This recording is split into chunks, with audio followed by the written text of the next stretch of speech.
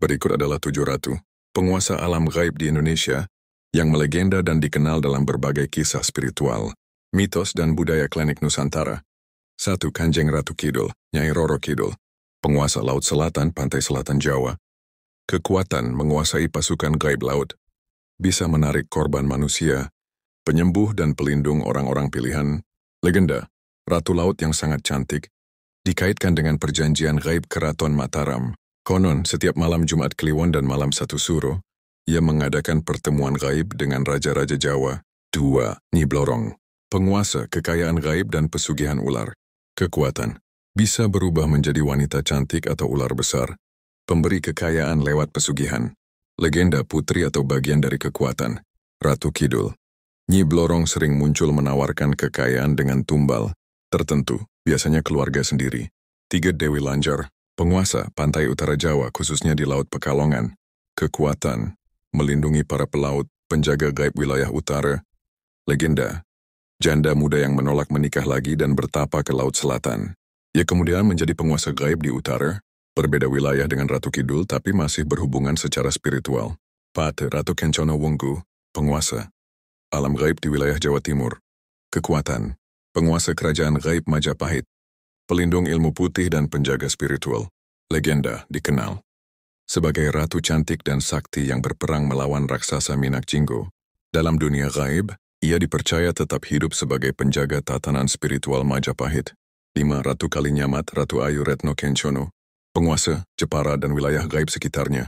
Kekuatan, dikenal sebagai ratu pemberani, pelindung spiritual wanita dan anak-anak. Legenda, seorang ratu pejuang yang setelah wafat, dipercaya menjadi bagian dari dunia gaib, membantu mereka yang tertindas dan sering dijadikan panutan dalam spiritualisme lokal. 6. Ratu Pantai Selatan Timur Nyi Ratu Segoro Kidul, penguasa Laut Selatan wilayah Timur Jawa hingga Bali. Kekuatan, mampu mengendalikan badai dan pasang surut laut. Legenda, berbeda dari Kanjeng Ratu Kidul, ia menguasai lautan bagian timur dan sering dikaitkan dengan kekuatan maritim dan pelindung nelayan Bali Lombok. 7. Ratu Lembah Dieng, Ratu Roro Mendut Gaib, penguasa alam gaib Pegunungan Dieng. Kekuatan, menjaga keseimbangan alam, pelindung pertapaan dan tempat-tempat sakral. Legenda diyakini sebagai penjelmaan roh wanita suci yang menjaga kawasan Dieng dari gangguan gaib jahat. Kadang muncul dalam bentuk kabut tebal atau suara-suara gaib. Di episode 2 ini mari kita lanjutkan dengan kisah ratu kedua, yaitu episode 2 Nyi Blorong, Ratu Pesugihan dan Ular Jelmaan. Langit malam di pesisir selatan kembali gelap. Ombak menghantam karang dengan suara menggema seperti seruan dari alam gaib. Di balik Bukit Keramat, di sebuah desa terpencil bernama Karangwaru, hidup seorang lelaki bernama Raka yang terlilit utang dan putus asa. Suatu malam Jumat Kliwon, Raka mendengar bisikan dari mimpinya. Datanglah ke pantai Karang Hitam, serahkan darahmu dan harta akan datang. Terbangun dengan tubuh gemetar, Raka merasa ada daya gaib memanggilnya. Ia mengikuti suara itu ke pantai, berjalan kaki menembus kabut dan suara-suara aneh yang membisikkan kata-kata dalam bahasa asing. Tepat tengah malam ombak terbelah dan muncullah sosok wanita berambut panjang, mengenakan kain hijau berlapis emas, dan tubuhnya dari pinggang ke bawah, ular raksasa bersisik emas. Itulah Nyi Blorong, ratu gaib yang menawarkan pesugihan dengan satu syarat, tumbal darah keluarga. Aku berikan kemewahan rumah, mobil, dan usaha.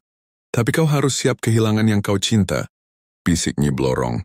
Raka yang buta oleh keserakahan menyanggupi. Keesokan harinya hidupnya berubah drastis. Dari tukang bangunan, ia menjadi juragan kontrakan. Tapi satu persatu, keluarganya meninggal secara misterius. Istrinya jatuh dari tangga dan tewas. Anak sulungnya tenggelam saat bermain. Ibu kandungnya terkena stroke dan meninggal tak lama. Raka tahu, itu bukan kebetulan. Sampai suatu malam Nyi Blorong kembali muncul di mimpi, menagih tumbal terakhir anak bungsunya. Raka mulai kehilangan akal. Ia mencari paranormal, dukun sakti, bahkan datang ke pesantren untuk ruqyah, tapi tak ada yang mampu menolong. Kemanapun ia pergi, ia mendengar suara desis dan bau amis ular. Hawisnya dia kembali ke pantai Karang Hitam untuk menyerahkan diri. Aku rela. Ambil aku saja, jangan anakku. Tiba-tiba air laut mengamuk, ombak tinggi menelan tubuh Raka. Dalam kabut putih, sosok Nyi Blorong tersenyum, lalu menghilang bersama tubuh Raka ke dasar lautan. Sejak malam itu konon, ombak di Karang Hitam selalu bergemuruh setiap malam Jumat Kliwon. Suara tangisan dan bisikan masih terdengar, dan beberapa orang yang datang mencari pesugihan menghilang tanpa jejak. Bersambung ke episode 3, Dewi Lanjar, Sang Ratu Laut Utara yang Menolak Cinta. Episode 3, Dewi Lanjar, Sang Ratu Laut Utara yang Menolak Cinta. Pada zaman Mataram kuno, hiduplah seorang wanita muda bernama Endang Sawitri, seorang janda yang baru kehilangan suaminya. Suaminya tewas saat melawan penjajah di pertempuran sengit. Meski masih muda dan cantik jelita, Endang menolak semua lamaran dari para bangsawan dan saudagar kaya. Aku hanya ingin setia pada satu cinta, sampai akhir hayat, katanya kepada keluarganya. Namun karena penolakannya itu ia dicap pembangkang, keluarganya mengusirnya. Ia lalu pergi jauh dari kampung halaman, berjalan tanpa arah hingga sampai ke pesisir utara, di wilayah yang kini dikenal sebagai Pekalongan. Di tepi laut, ia duduk bertapa, berdoa kepada alam semesta dan menangis dalam sepi. Suara alam menjawab.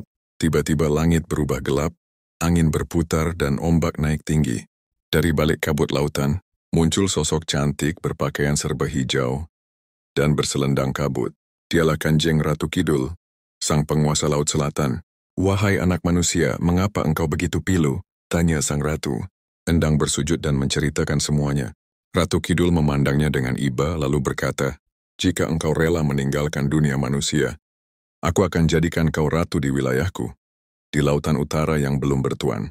Endang terdiam sejenak lalu mengangguk. Ia merasa dunia sudah tak memberinya tempat lagi.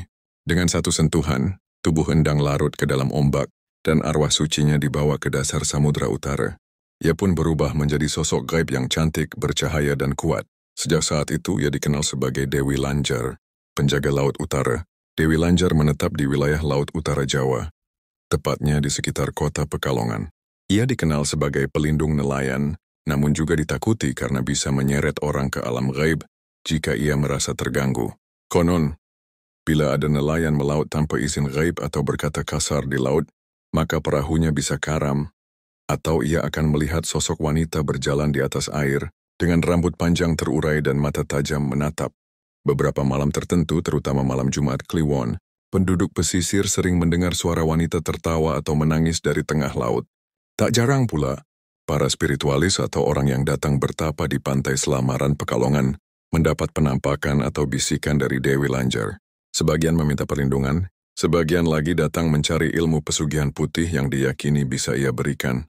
Namun jangan coba-coba mempermainkan janjinya, karena Dewi Lanjar dikenal sebagai ratu yang lembut, tapi murka jika dikhianati. Kisah nyata? Beberapa pelaut pernah mengaku melihat seorang wanita berdiri di tengah laut, mengenakan kebaya hijau, berjalan tanpa menjejak air. Ada pula yang mengaku diajak masuk ke kerajaan bawah laut tempat istana Dewi Lanjar berada, dengan gerbang mutiara dan para dayang gaib berjajar menyambut. Namun saat kembali mereka tak lagi sama. Beberapa menjadi bisu, ada yang hilang ingatan, dan ada pula yang justru sukses. Baik. Kita lanjut ke episode 4 dari seri 7 Ratu Penguasa Alam Gaib di Indonesia. Kali ini kita menyusuri lorong waktu ke zaman Majapahit, menguak sosok ratu yang tak hanya cantik, tetapi juga sakti mandraguna dan kini dipercaya sebagai penjaga alam gaib di Timur Jawa. Episode 4, Ratu Kencono Wungu, penjaga spiritual Majapahit. Zaman Kerajaan Majapahit. Di masa kejayaan Majapahit, terdapat seorang putri yang melegenda, karena kecantikannya yang luar biasa dan kesaktiannya yang sulit ditandingi. Dialah Kencono Wungu, seorang putri kerajaan yang digembleng ilmu, kanuragan dan spiritual tingkat tinggi sejak kecil. Sejak remaja, ia dikenal sebagai wanita yang lembut namun berani. Suaranya halus, matanya teduh, tapi jika murka, bisa membuat gemetar para prajurit sekalipun. Ketika kerajaan Majapahit mulai mengalami kemunduran akibat konflik internal dan serangan kerajaan lain, Ratu Kencono Wungu bangkit menjadi simbol harapan. Ia memimpin dengan tangan besi namun hati sejuk, mempertahankan tanah Jawa dari kehancuran total. Pertarungan melawan Minak Jinggo, salah satu kisah termasyhur tentangnya, adalah saat ia menolak lamaran seorang adipati, bertubuh raksasa dan berhati buas bernama Minak Jinggo dari Blambangan. Karena ditolak, Minak Jinggo marah dan mengirim pasukan untuk merebut Majapahit. Kencono Wungu tidak gentar. Ia mengutus pendekar sakti bernama Damar Wulan untuk menghadapi Minak Jinggo. Dalam pertarungan yang dahsyat, Damar Wulan berhasil membunuh Minak Jinggo dengan senjata pusaka dan Majapahit pun selamat. Namun perang itu meninggalkan luka batin dan kehancuran besar. Ratu Kencono Wungu memilih mengundurkan diri dari dunia manusia bertapa di sebuah gua sunyi di daerah pegunungan selatan. Menghilang ke alam gaib, konon, setelah bertapa selama 41 hari dan 41 malam, Kencono Wungu lenyap secara misterius dari dunia nyata. Beberapa penduduk sekitar melihat cahaya keemasan dari dalam gua, lalu hilang bersama tiupan angin harum bunga Kencono. Sejak saat itu ia dipercaya tidak mati, tapi masuk ke alam gaib dan menjadi ratu penguasa alam gaib Jawa Timur, khususnya di sekitar Gunung Lawu, Alas Purwo dan gua-gua keramat. Ratu penjaga spirit Majapahit.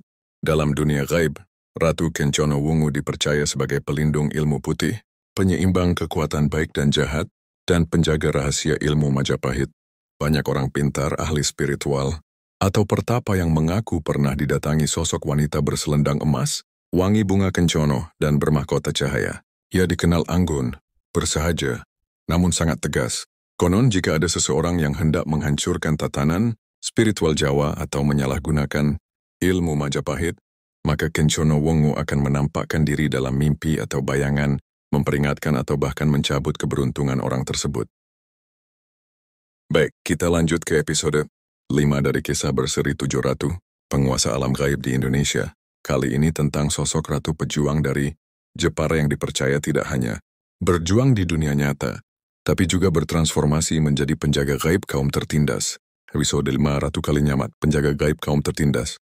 Sejarah singkat. Nama aslinya adalah Retno Kencono, putri dari Sultan Trenggana dari Demak. Setelah menikah dengan Sultan Hadlirin, ia menjadi Ratu Kalinyamat, pemimpin Jepara. Namun hidupnya tak berjalan mulus. Sang suami dibunuh dalam konflik perebutan kekuasaan. Penuh luka dan duka, Ratu Kalinyamat lalu bersumpah, "Demi langit dan bumi, aku takkan bersenang-senang hingga darah para pengkhianat tumpah." Ia memotong rambutnya, mengenakan pakaian putih, dan mulai menempuh jalan hidup sebagai ratu pejuang. Pemimpin wanita yang langka. Ia memimpin Jepara dalam berbagai ekspedisi militer ke luar Jawa, bahkan menyerang Portugis di Malaka. Di masanya Jepara dikenal sebagai kekuatan maritim besar, dan namanya ditakuti bahkan di negeri asing. Namun setelah masa kejayaan itu, ia menghilang dari catatan sejarah. Banyak yang menyebut ia wafat dan dimakamkan, namun sebagian percaya bahwa jiwanya menolak mati, menjadi ratu gaib penjaga jiwa kaum lemah. Dalam kepercayaan spiritual Jawa, Ratu Kalinyamat dipercaya bersemayam di alam gaib, menjadi pelindung wanita, anak-anak, dan mereka yang tertindas. Ia muncul dalam wujud wanita berjubah putih bersinar, dengan wajah tenang dan sorot mata tajam. Beberapa dukun, ahli batin, dan pertapa di kawasan pesisir Jepara mengaku kadang melihat penampakan Ratu Kalinyamat di tengah kabut hutan atau laut saat malam Jumat Kliwon. Kisah penampakan dan ilmu gaib. Ada kisah dari seorang ibu yang hampir putus asa karena rumahnya hendak digusur. Dalam mimpinya datang sosok wanita anggun berjubah putih dan berkata, "Keadilan harus ditegakkan, lawanlah." Esoknya ia menemukan surat sakti yang menguatkan hak tanahnya. Kasusnya dimenangkan. Di kisah lain, seorang wanita muda yang hendak dijual sebagai TKW legal, tiba-tiba dibatalkan kepergiannya oleh agen karena mendengar suara keras di mimpinya. "Jangan sentuh anak ini. Dia dalam perlindungan." Banyak yang percaya itu ulah Ratu Kalinyamat, sang penjaga kaum tertindas. Jejak kerajaannya masih ada. Hingga kini, kawasan Kalinyamat Jepara masih dianggap keramat. Di beberapa titik, terdapat makam yang diyakini sebagai petilasan sang ratu. Banyak peziarah datang membawa bunga putih dan dupa, memohon perlindungan atau keadilan. Sifat dan tanda kehadirannya. Tercium wangi melati atau kenanga di tempat sepi. Angin dingin yang datang tiba-tiba. Sosok wanita tua berwajah bijaksana muncul dalam mimpi. Suara langkah kaki di malam hari, diiringi suara gemerincing senjata. Jika kau pernah mengalami ini di wilayah Jepara dan sekitarnya, mungkin Ratu Kalinyamat tengah hadir di dekatmu.